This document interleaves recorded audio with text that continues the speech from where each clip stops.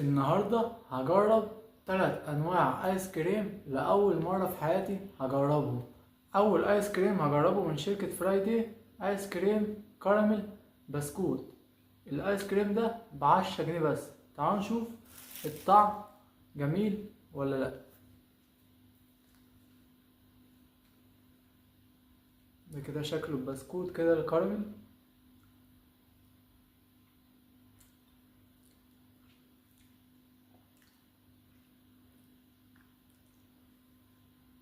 بجد شكله جميل جدا، شكله جميل جدا.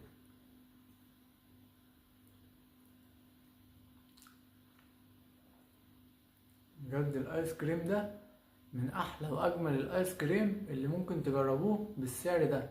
ايس كريم فانيليا بقطع الكوكيز وصوص الكراميل. ده كده شكل قطع الكوكيز كده على الايس كريم والفانيليا، وده الشكل كده اهو.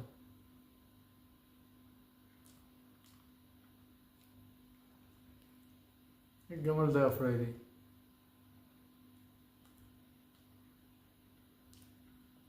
بجد عم جمعة يا جدعان بيبدع بيبدع. الايس كريم ده جميل جدا بجد.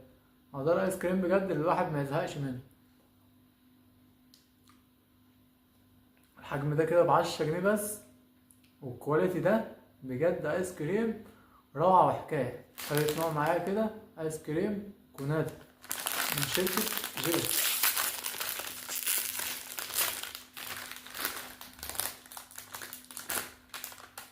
ده كده شكله من جوه برضه شكله جميل.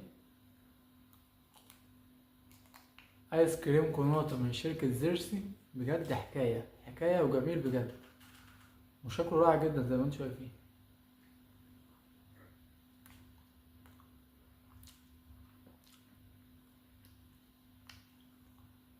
بجد طعمه جميل أوي أوي.